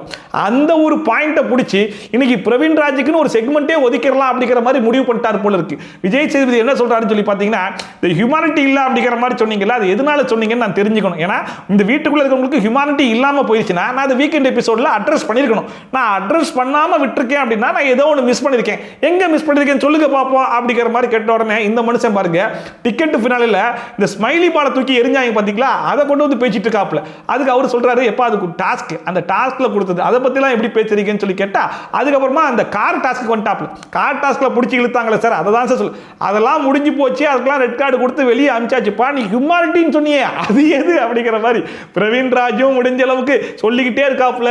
இவரும் விடாம அது கிடையாது அடுத்தது, அது கிடையாது அடுத்தது அப்படிங்கிற மாதிரி போயிட்டே இருக்காப்புல. உடனே பிரவீன் ராஜ் அங்கிருந்து ஸ்கிப்பா எங்க வந்துட்டாருன்னா, ஒவ்வொருத்தருக்குள்ளேயும் ஒரு இன்னர் சைல்டு இருக்கணும் சார், அதை சொல்ல வந்தேன் சார். ஒவ்வொருத்தர் இன்னர் சைல்டு எப்படி இருக்குன்றதெல்லாம் உனக்கு தெரியுமாப்பா, அதெல்லாம் கிடையாது, வேற வா அப்படிங்கிற மாதிரி அவரும் கேட்டுக்கிட்டே இருக்காப்புல. இந்த மனுஷனும் விடாம சொல்லிக்கிட்டே இருக்காப்புல, அவரும் விடாம கேட்டுக்கிட்டே இருக்காரு. என்னடா இதுக்கு ஒரு முடிவே கிடையாதா அப்படிங்கிற மாதிரி இந்த மனுஷன் சொல்றாப்புல, அது கிடையாது அடுத்ததுன்றாப்புல, இவரும் சொல்றாரு அடுத்ததுங்கிறாப்புல, போயிட்டே இருக்கு. இந்த இன்னர் சைல்டு எப்படிப்பட்டவன் உங்களுக்கு எப்படி தெரியும்? பிரவீனுக்குள்ள இருக்க இன்னர் சைல்டு யாருன்னு எனக்கு தெரியுமா? விஜய் சேதுபதி பிரவீன் ராஜ் கிட்ட இருந்து என்ன எக்ஸ்பெக்ட் பண்றாருன்னு சொல்லி பாத்தீங்கன்னா, ஒரு கட்டத்துல ஆமா சார் நான் பேசினது தப்பு தான், தெரியாம பேசிட்டேன், சாரி சார் மன்னிச்சு விட்டுருங்க சார் அப்படிங்கிற மாதிரி சொன்னா, அப்படி சொல்லி அதுக்கு தான் எதிர்பார்த்துக்கிட்டு இருக்கேன் அப்படிங்கிற மாதிரி முடிச்சு விட்டுருப்பாருன்னு நினைக்கிறேன். ஆனா பிரவீன் ராஜ் கடைசி வரைக்கும் என்ன சொல்றாருன்னா, நான் விட்ட வார்த்தைகள் வேணா தப்பா இருக்கலாம், பட் சொல்ல வந்த விஷயம் கரெக்டான விஷயம் தான் சார் அப்படிங்கிற மாதிரி அந்த மனுஷன் அதே ஸ்டாண்டில் தான் நிற்கிறாப்புல. விஜய் சேதுபதியும் நீ அதே ஸ்டாண்டில் நின்ற அப்படின்னா நான் வந்து பஸ் ஸ்டாண்டில் போய் நிற்பேன். ஏன்னா இப்படி ஒரு விஷயம் நடந்திருக்குன்னா அந்த வீக்கெண்ட் எபிசோடில் அட்ரஸ் பண்ணியிருக்கணும். நான் அட்ரஸ் பண்ணாமல் விட்டுட்டேன், நீ பிடிச்சிட்ட, அப்போ எதுங்கிறத நீ சொல்கிற வரைக்கும் நான் விட மாட்டேன் அப்படிங்கிற மாதிரி பேசிக்கிட்டே இருக்காப்புல.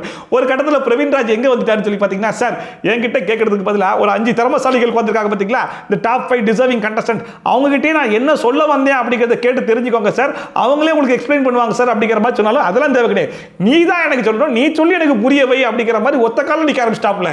வெளியே போய் என்ன பாத்தீங்க இந்த கேம், என்ன புரிஞ்சது உங்களுக்கு? விஜய் சேதுபதி எக்ஸ்பெக்ட் பண்ண மாதிரி கடைசி வரைக்கும் பிரவீன் ராஜ் ஆமா சார் நான் விட்ட வார்த்தை வந்து தப்பு தான் சார், தெரியாம பேசிட்டேன் போல இருக்கு, என்ன மன்னிச்சிருக்க சார் அப்படிங்கிற மாதிரி அந்த மனுஷன் சாரி கேட்கவே இல்லை. மறுபடியும் அந்த மனுஷன் வந்து அந்த வார்த்தைக்கு பதிலாக வேற வார்த்தை போட்டுருக்கலான்ற மாதிரி தான் பேசிட்டு இருந்தாப்ல. அதுக்கு விஜய் சேதுபதி பார்ப்பா நீ வார்த்தையை மாத்திருக்க வேண்டிய அவசியம் கிடையாது, உன் தாட்டை தான் மாத்தணும், சரி உட்காருப்பா அப்படிங்கிற மாதிரி சொல்லி உட்கார வச்சிட்டாப்ல. It's not about your words, it's your thought. இல்ல எனக்கு எதிரமா பயங்கர காமெடியா இருந்துச்சு. பிரவீன் ராஜ் தெரிஞ்சோ தெரியாமையோ ஹியூமானிட்டி அப்படிங்கிற மாதிரி ஒரு வார்த்தை விட்டதுக்கு அந்த மனுஷன் கால் முட்டி தேய்கிற அளவுக்கு 2 மணி நேரம் நிக்க வச்சு துவச்சு எடுத்தாரா. அடுத்துதான் நேரா வியானா கிட்ட வந்தாப்ல. வியானா கிட்ட எந்த எக்ஸாம்பிளை சொல்லி ஸ்டார்ட் பண்றாருன்னு சொல்லி பாத்தீங்கன்னா, ரம்யாக்கும் சாண்ட்ராக்கும் ஒரு பிரச்சனை இருந்துச்சு, அது அவங்களே பேசி சால்வ் பண்ணிக்கிட்டாங்க. சரி வாங்க நீங்க விஷயத்துக்கு வருவோம் அப்படிங்கிற மாதிரி விட்டாப்ல. என்னது அவங்களே பேசி சால்வ் பண்ணிட்டாங்களா? ரம்யா கேட்ட எந்த ஒரு கேள்விக்குமே சாண்ட்ரா கிளியரா பதிலே சொல்லியே, நீ நடிச்சேன்னு வச்சுக்கோ, நீ போய் சொன்னா வச்சுக்கோ, நீ அப்படி பண்ண அப்படியே வச்சுக்கோ, கடைசி வரைக்கும் நான் அப்படிதான் பேசுவேன் அப்படிங்கிற மாதிரி பேசிட்டு இருந்தாங்க. அவங்க கூட நல்லா பேசணும், உன்னை பத்தி பின்னாடி பேசக்கூடாதுன்னு இருக்கா அப்படிங்கிற மாதிரி 1008 கேள்விகள்லாம் கேட்டாங்க. ஆனா அந்த பிரச்சனையை அவங்களே பேசி சால்வ் பண்ணிட்டாங்களாமா, அதை விட்டுறணுமா, அதை பத்தி பேச வேண்டிய அவசியம் இல்லையாமா. வியானா விக்ரம் பத்தி பேசினாங்க இல்லையா, விக்ரம் இதெல்லாம் நம்மளே அட்ரஸ் பண்ணோம் பேசாதீங்க அப்படின்னு சொல்லிட்டு அதை மீறி நீங்க வந்து பேசுறீங்க அப்படின்னா ஏதோ ஒரு காரணம் இருக்கும். வெளியே போய் நீங்க ஏதோ ஒன்று பார்த்துட்டு வந்திருக்கீங்க, அது என்னன்னு சொல்லுங்க அப்படிங்கிற மாதிரி கேட்ட உடனே அவன் வியானா வந்து இந்த பக்கெட் இஷ்யூக்கு முன்னாடி தான் நான் விக்ரமை நாமினேட் பண்றேன், ஏன்னா அப்பதான் விக்ரம் வந்து மைண்ட் கேம் விளையாடுறாரு அப்படிங்கிற விஷயமே எனக்கு தெரிய வந்துச்சு அப்படிங்கிற மாதிரி சொல்லும்போது ஒரு எக்ஸாம்பிள் சொல்லுமா அப்படிங்கிற மாதிரி கேட்டா இந்த அம்மா சொல்ற எக்ஸாம்பிளை கேளுங்களேன். ஒரு டிபேட் ஷோ நடத்தலாம் அப்படிங்கிற மாதிரி பிளான் பண்ணிருப்பாங்க. அப்போ வந்து பாய்ஸ் டீம்ல இருந்து ஒரு ஜட்ஜும் கேர்ள்ஸ் டீம்ல இருந்து ஒரு ஜட்ஜும் வரணும். அப்போ வந்து வியானாவை ஜட்ஜா செலக்ட் பண்ணிருப்பாங்க. அதுக்கு வியானா என்ன பேசியிருப்பாங்கன்னா, எல்லாரும் முன்னாடியும் போயிட்டு நான் ஜட்ஜா வந்தா பாய்ஸ் டீமுக்கு சப்போர்ட் பண்ண மாட்டேன், கேர்ள்ஸ் டீமுக்கு தான் சப்போர்ட் பண்ணுவேன் அப்படிங்கிற மாதிரி பேசியிருப்பாங்க. அங்க ஜட்ஜா போறவங்க பாய்ஸ் டீம் கேர்ள்ஸ் டீம் பார்க்காம பொதுவாக தான் சப்போர்ட் பண்ணணும். ஆனா இவங்க இப்படி ஒரு வார்த்தையை விட்ட உடனே விக்ரம் அதை பிடிச்சிட்டு இவங்க ஜட்ஜா வரக்கூடாது, வந்தா நான் ப்ரொடெஸ்ட் பண்ணுவேன் அப்படிங்கிற மாதிரி சொல்லியிருப்பாப்ல. அது ஒரு நியாயமான விஷயம் தானே. அதை கொண்டு வந்து அவர் பிக் பாஸ் ரூல்ஸை ஃபாலோ பண்ணணும்ன்ற மாதிரி பேசுவாரு. ஆனா அந்த இடத்துல ப்ரொடெஸ்ட் பண்றேன்னு சொல்லிட்டு பிக் பாஸ் ரூல்ஸை அவர் ஃபாலோ பண்ணல, இதே அவர் பண்ண விஷயத்தை வேற யாராச்சும் பண்ணியிருந்தா அது குற்றச்சாட்டு அவர் சொல்லியிருப்பார் அப்படிங்கிற மாதிரி சொல்லிருந்தாங்க. நான் நிப்பேன் அப்படின்னு சொல்லிட்டேன்னு நினைக்கிறேன். பாருங்க ஜட்ஜ் சரியில்லைங்க. இப்ப வியானா சொன்ன எக்ஸாம்பிளை கேட்டு விஜய் சேதுபதியே சிரிக்கிறாப்ல. ஏமா நீ சொல்றது உனக்கே கொஞ்சமாச்சு நியாயமா இருக்குதா? நீ பண்ண தப்ப விக்ரம் தட்டி கேட்டிருக்காப்ல. இதுல எங்க பிக் பாஸ் ரூல்ஸ் அவர் மீறினாரு சொல்லு அப்படிங்கிற மாதிரி கேட்டா, இல்ல சார் இப்ப விக்ரம் பண்ண விஷயத்தை வேற யாராச்சும் பண்ணாங்க அப்படின்னா அந்த மனுஷன் கேட்பாப்ல, அவரே பண்ணும்போது பெண்ட் பண்ணிக்கிறார் அப்படிங்கிற மாதிரி சொல்லிட்டு இருந்தாங்க. கடைசி வரைக்கும் நான் சொல்றது உனக்கு புரியலமா, ஹவுஸ்மேட்ஸ் நீங்களே சொல்லி புரிய வைங்க அப்படிங்கிற மாதிரி சொன்ன உடனே அவங்களே சொல்லி புரிய வச்சாங்க. அதுக்கப்புறமா வியானா நான் வேற ஒரு எக்ஸாம்பிளுக்கு வரேன் அப்படிங்கிற மாதிரி வந்தாங்க. அது என்னன்னு சொல்லி பார்த்தா, இந்த காலை பிடிச்சி இழுத்தார் பாத்தீங்களா, எஃப்ஜே காலை ஆதிரை தூக்கி வச்சிருக்கும் போது அந்த மேட்டருக்கு உடனே போயிட்டு சாரி கேட்டுட்டார் அப்படிங்கிற மாதிரி ஒரு கரெக்டான பாயிண்ட்டை பிடிச்சி கொண்டு வந்துட்டாங்க. ஏன்னா அந்த இஷ்யூவை வீக்கெண்ட் எபிசோட்ல அட்ரஸே பண்ணல.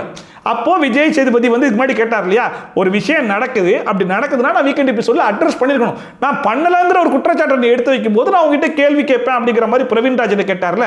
இப்போ வியானா சூப்பரான ஒரு பாயிண்ட் எடுத்து வச்சிட்டாங்க. ஏன் சார் நீங்க தட்டி கேட்கலன்ற மாதிரி நாசுக்கா கேட்டதுக்கு அதுக்கு அவர் பதில் சொல்ல மாட்டாரு. அவர் போய் எல்லாத்தையும் மன்னிப்பு கேட்டார்லமா, மன்னிப்பு கேட்டாரா இல்லையா, மன்னிப்பு கேட்டாரா இல்லையா, மன்னிப்பு கேட்டா விட்டுறலாமா சார், யார் வேணா எந்த தப்பு வேணாலும் பண்ணிட்டு மன்னிப்பு கேட்டா விட்டுறலாமான்னு சொல்லி கேட்டா அதுக்கு பதில் சொல்ல மாட்டாப்ல. அதாவது சுத்தி வளைச்சு வியானா எங்க வந்து நிக்கிறாங்கன்னா, அந்த இஷ்யூவை நீங்க வீக்கெண்ட் எபிசோட்ல ஏன் அட்ரஸ் பண்ணல, அவர் வந்து மன்னிப்பு கேட்டு சமாளிச்சிடறாருல, இந்த விஷயத்தை தான் அவர் வீட்டுக்குள்ள பண்றாரு, அதனால தான் நான் கேள்வி கேட்டேன் அப்படிங்கிற மாதிரி சொல்றாங்க. இது ஓரளவுக்கு வேலிடான பாயிண்ட் தான். ஏன்னா அந்த இன்சிடென்ட்டை வீக்கெண்ட் எபிசோட்ல இவருமே அட்ரஸ் பண்ணல. அதை சமாளிக்கிறதுக்கு விஜய் சேதுபதி வந்து என்னென்னமோ பேசி சமாளிச்சிட்டு இருக்காப்ல. அவர் மன்னிப்பு கேட்டிருக்க கூடாதுன்னு சொல்லுவார். ஏதோ வச்சு மீன் அப்ப மன்னிப்பு கேட்டிருக்க கூடாதா? சில விஷயம் என்னன்னு சொல்லி பாத்தீங்கன்னா, வியானா என்ன கன்வே பண்றதுக்கு ட்ரை பண்றாங்க அப்படிங்கிறது ஆடியன்ஸுக்கு தெளிவா புரிஞ்சிடும் அப்படிங்கறத இவர் புரிஞ்சுக்கிட்டாப்ல. அதனால இவரே கேட்கிறாப்ல, இப்போ என்னமா சொல்ல வர, நான் விக்ரம்க்கு வந்து ஃபேவரா இருக்கேன், விக்ரம் பண்ற தப்ப நான் தட்டியே கேட்கறதுன்ற மாதிரி சொல்றியா, இந்த வீட்டுல யாரு பண்ற தப்பேத்து நான் தட்டி கேட்காம இருந்திருக்கேனா, எல்லாத்தையும் சமமா பார்த்ததாம என்னால ஹோஸ்டாவே இருக்க முடியும் அப்படிங்கிற மாதிரிலாம் பேசிட்டு இருந்தாப்ல. எனக்குலாம் சிரிப்பு தாங்கல. அதாவது சாண்ட்ரா பண்ற தப்பெல்லாம் நீங்க என்னைக்காவது தட்டி கேட்டிருக்கீங்களான்னு சொல்லி கேட்டா பிம்பிலிக்கு பிலாபி, விக்ரம் வந்து காலை பிடிச்சி இழுத்தாப்புல ஏன் கேட்கல அப்படிங்கிறது தான் அவங்க கேட்க வராங்க, அதுக்கான பதில சொல்லுவாரான்னு சொல்லி பார்த்தா அது பிம்பிலிக்கு பிலாபி. அதுக்குமே அவர் என்ன சொல்றாருன்னா, விக்ரம் எந்திரிங்க, உங்களை எப்ஜே போட்டு கிளின்னு கிழிச்சாரா இல்லையா, வீட்டில் இருக்கவங்களாம் கேள்வி கேட்டாங்களா இல்லையா அப்படிங்கிற மாதிரி கேட்டுருக்காப்புல. இதுக்கு முன்னாடி நடந்த பிரச்சனையில் யாரையும் நிற்க வச்சு கிளின்னு கிளிக்கலையா, எந்த கேள்வியும் கேட்கலையா, அப்படி கிளின்னு கிழிச்சு கேள்விலாம் கேட்டு மன்னிப்புலாம் கேட்டு முடிச்சதுக்கு அப்புறமும் அதை வீக்கெண்ட் எபிசோடு கொண்டு வந்து நீங்க டிஸ்கஸ் பண்ணவே இல்லையா, இந்த மேட்டரை ஏன் ஸ்கிப் பண்ணீங்க அப்படிங்கிற மாதிரி கேட்டா அதுக்கு பதில காணோம். ஆனா அதை தவிர்த்து மத்த எல்லாத்தையுமே பேசி சமாளிச்சுட்டு கடத்துல வியானா இந்த மாதிரிலாம் மண்டையில ஏத்தி கொண்டு வராதமா, உட்காருமா அப்படிங்கிற மாதிரி கடத்துல வியானாக்கு அட்வைஸ் பண்ணி உட்கார வச்சிட்டாப்ல. கடைசியா உங்களுக்கு ஒன்று சொல்றேன், உங்களுடைய காரணம் விளக்கம் சரியா இருந்தா நீங்க கொஞ்சம் மன நிம்மதி அடைய மாட்டீங்களா? அதோட சாட்டர்டே எபிசோடுக்கு பேச வேண்டிய விஷயத்தெல்லாம் பேசி முடிச்சாச்சு, நான் கிளம்பிக்கிறேன், நாளைக்கு சண்டே எபிசோட்ல வந்து மீட் பண்றேன் அப்படிங்கிற மாதிரி கிளம்பிட்டாப்ல. இதுல சர்க்காசம் என்ன அப்படின்னு சொல்லி பாத்தீங்கன்னா, வியானா வீட்டுக்குள்ள வந்து சாண்ட்ரா போட்டு கிளின்னு கிழிச்சு எடுத்தாங்க. பட் இருந்தாலும் சாண்ட்ரா வந்து வியானாவை இப்ப ஹக் பண்ணிட்டு போறாங்களாம். ஒன்றும் பிரச்சனை இல்லை, விடு. அதாவது நீ வந்து விக்ரம் பத்தி பேசினதுக்கே இந்த அடினா, நாளைக்கு சாண்ட்ரா அப்படிங்கிற மாதிரி வாயெல்லாம் திறந்தனா விஜய் சேதுபதியை வச்சு எப்படி செய்வாருங்கிறத நீயே புரிஞ்சுக்கணும். ஏன்னா சாண்ட்ராங்கிற வாயை திறந்தாலே அடிப்பார்ல, அதை நீ புரிஞ்சுக்கணுமா இல்லையா அப்படிங்கிற மாதிரி கட்டி பிடிச்சிட்டு போன மாதிரி தான் எனக்கு என்னமோ தோணுச்சு. அண்ட் விக்ரம் வந்து ரம்யா கிட்ட பேசிட்டு இருக்கும்போது ரம்யாவே சொன்னாங்க, அது சம்பந்தமே இல்லாத எக்ஸாம்பிளை வந்து சொல்லிட்டு இருக்கா, என்கிட்ட ஒன்று சொன்னா அதை கொண்டு வந்து சொல்லியிருந்தா கூட கொஞ்சம் கிளாரிட்டியா இருந்திருக்கும் அப்படிங்கிற மாதிரி சொல்லும்போது கூட விக்ரம் வந்து என்ன சொல்றாருன்னா, அந்த அளவுக்குலாம் ஒண்ணுமே பண்ணலமா, நான் வந்து வீட்டில் மேனிபுலேஷன் அது இதுன்னு ஏதோ சொல்றாங்க, எனக்கு அதெல்லாம் ஒண்ணுமே புரியல, நான் அந்த மாதிரிலாம் பண்ணதான் ஒத்துப்பேனே அப்படிங்கிற மாதிரி அந்த மனுஷன் ஒரு பக்கம் பேசிட்டு இருந்தாப்ல. அதோட இன்னைக்கு எபிசோடே முடிஞ்சு போச்சு. என்னால இவ்வளவு பேர் எமோஷனலி மேனிபுலேட் பண்றாலும் நீங்க லூசு கிடையாது. இப்போ நீங்கள் சாட்டர்டே எபிசோட்ல பெருசா என்ன இருந்துச்சு அப்படின்னு சொல்லி கேட்டிங்கன்னா, நான் பர்சனலாக என்ன எக்ஸ்பெக்ட் பண்ணிட்டு இருந்தேன் அப்படின்னு சொல்லி பார்த்தீங்கன்னா, காரணத்து இன்னைக்கு மறுபடியும் ஸ்டேஜுக்கு வர போறாப்ல. ஸோ பொட்டி எடுத்து வெளியே வந்ததுக்கு அப்புறமா அவருக்கு வந்து ரியாலிட்டி என்ன அப்படிங்கிறது கண்டிப்பாக தெரிஞ்சிருக்கும். நீ தான் வந்து டைட்டில் வின் பண்ணுறதுக்கான சான்ஸே இருந்துச்சு, அவசரப்பட்டு பொட்டி எடுத்துட்டு அப்படிங்கிற விஷயத்தை கன்வே பண்ணியிருப்பாங்க. அது தெரிஞ்சதுக்கு அப்புறம் கானா வினோத் வந்து ஃபைனலே வரைக்கும் வெயிட் பண்ணிருக்கலாமோ, டைட்டில் வாங்கிக்கலாம், அவசரப்பட்டு பொட்டி எடுத்துட்டோமோ அப்படிங்கிற மாதிரி ஃபீல் பண்ண போறாரா, இல்லை ஸ்டில் அந்த 18 லட்ச ரூபாய் எடுத்தது கரெக்ட் தான் அப்படிங்கிற மாதிரி யோசிக்க போறாரா அப்படிங்கிறது தெரிஞ்சுக்கணுன்ற மாதிரி தான் ஆசையா இருந்தேன். ஸோ அந்த மனுஷன் வாயாலேயே இப்பயும் சொல்றேன், அந்த 18 லட்ச ரூபாய் எனக்கு போதும் அப்படிங்கிற மாதிரி சொன்னது ரொம்பவே சாட்டிஸ்ஃபைடா இருந்துச்சு. ஈவன் அவருடைய ஒய்ஃபுமே வந்துட்டு, எனக்கு நான் சொல்றேன் ஷோக்காகலாம் சொல்ல, அந்த 18 லட்ச ரூபாயே எங்களுக்கு போதும் அப்படிங்கிற மாதிரி சொன்னது இன்னுமே ரொம்ப ஃபுல்ஃபில்டா இருந்துச்சோ அப்படிங்கிற மாதிரி தான் ஒரு ஃபீல் வந்து கொடுத்துச்சு. அண்ட் அது மட்டும் இல்லாம இதுக்கு முன்னாடி பயங்கரமான ஒரு ரூமர்ஸ் போயிட்டு இருந்துச்சு இல்லையா, எல்லாருமா ஸ்கெட்ச் போட்டு பிளான் போட்டு தான் தூக்க வச்சுட்டாங்க அப்படின்னு சொல்லிட்டு, அதுவுமே இல்லை, சுயமா யோசிச்சு நான் தான் அந்த பொட்டியை எடுத்துட்டு வந்தேன் அப்படிங்கிறதுக்கு ஒரு கிளாரிஃபிகேஷன் கொடுத்துருக்காப்ல. ஸோ எல்லா ரூமர்ஸ்க்கும் ஒரு ஃபுல் ஸ்டாப் வச்சுட்டு வரோம் அப்படிங்கிற மாதிரி தான் இருந்துச்சு. யாரு சொல்லி நான் எடுக்கல, என்னுடைய சுய நினைவோடு நான் அதை எடுத்தேன். அண்ட் கானா வினோத்துக்கு போட்ட அந்த பயண வீடியோவுமே மற்ற கண்டஸ்டன்ஸோட கம்பேர் பண்ணி பார்க்கும்போது ரொம்பவே ஒரு ஃபுல்ஃபில்டான ஒரு பயண வீடியோவாக தான் எனக்கு என்னமோ தோணுச்சு. அண்ட் கானா வினோத் கண்டென்ட் அப்படி தூக்கி ஓரமாக வச்சுட்டு மீதி என்ன இருந்துச்சு அப்படின்னு சொல்லி பார்த்தா சம்பந்தமே இல்லாமல் பிரவீன் ராஜ் ஹியூமானிட்டின்ற ஒரு வார்த்தையை விட்டுட்டேன்ற ஒரே ஒரு காரணத்துக்காக அந்த மனுஷனை பிடிச்சி வச்சு ஒரு அரை மணி நேரம் அடின்னு அடிச்சு துவச்சிட்டாப்ல. அதுக்கப்புறமா வியானாவெல்லாம் அடிச்சு துவைக்க வேண்டிய ஆள் தான், அதில் வந்து எந்த விதமான மாற்று கருத்தும் கிடையாது. பட் ஸ்டார்டிங்கில் ஒரு எக்ஸாம்பிள் சொன்னாங்க பார்த்தீங்களா, லூஸ் தனமா, அதுக்கு போட்டு அடிச்சாரு, ஓகேவா இருந்துச்சு. ஆனால் அதுக்கப்புறமா ஒரு கரெக்டான பாயிண்ட்டை எடுத்து வந்தாங்க. அதாவது காலை பிடிச்சி இழுத்தாப்புல, அதுக்கப்புறம் எல்லாத்தையும் போயிட்டு சாரி கேட்டு பயங்கரமான எமோஷன்லாம் ஆனாப்புல. என்னதான் எமோஷன் ஆகி சாரி கேட்டிருந்தாலுமே வீக்கெண்ட் எபிசோட்ல அதை அட்ரஸ் பண்ணிருக்கணும், ஏன் அட்ரஸ் பண்ணல அப்படிங்கிற மாதிரி ஒரு கேள்வி கேட்கிறாங்க. அது மட்டும் இல்லாம எல்லா தப்பையும் பண்ணிட்டு சாரின்னு சொல்லிட்டா அது சரியா போயிருமா அப்படிங்கிற கேள்வியை இதுக்கு முன்னாடி யாரு கேட்டிருக்கானா, விஜய் சேதுபதி தான் கேட்டிருக்காப்புல. இந்த சாரி தெரியாம பண்ணிட்டேன், தப்பு போதா, இந்த வார்த்தையெல்லாம் விட்டுருங்க, எனக்கு சரியான காரணத்தை மட்டும் சொல்லுங்க அப்படிங்கிற மாதிரி இவரே தான் கேட்டிருக்காப்ல. அப்ப அந்த கேள்வி விக்ரம் கிட்டையும் கேட்டிருக்கணும் அப்படிங்கிறது தான் வேணாவுடைய கேள்வியா இருந்துச்சு. பட் அதுக்கான பதில் இந்த மனுஷன் கிட்ட இல்லைங்கிறதுனால வேணா போட்டு அடிச்சு உட்கார வச்சிட்டாப்ல. அண்ட் அது மட்டும் இல்லாம சாண்ட்ராவுடைய டாபிக்கை எடுத்துட்டு வராம இருக்கிறதுக்காக ஒரு கையில் எடுத்த ஒரு ஆயுதம் இருக்கு பாத்தீங்களா, ரம்யாவும் அவங்களும் பேசி சுமூகமா முடிச்சிட்டாங்க அப்படின்னு. சரி, ரம்யாவும் சாண்ட்ராவும் பேசி சுமூகமா முடிச்சிட்டாங்க, ஓகே. சாண்ட்ராவும் வேணாவும் பேசினாங்களே, அதை பத்தி ஏன் பேசல? வந்து இப்ப நான் என்ன உங்களை சொல்றது, இதுல வேற வார்த்தைக்கு பார்த்தா நான் யாரையுமே பிரிச்சு பார்க்கறதெல்லாம் கிடையாது. என்ன பொறுத்த வரைக்கும் எல்லாருமே சமம் தான், எல்லாத்தையும் ஒரே மாதிரி தான் அடிப்பேன், யாருக்கும் ஃபேவரட்டிசம்லாம் காட்டுறதே கிடையாது அப்படிங்கிற மாதிரிலாம் சொல்லிக்கிறாப்ல.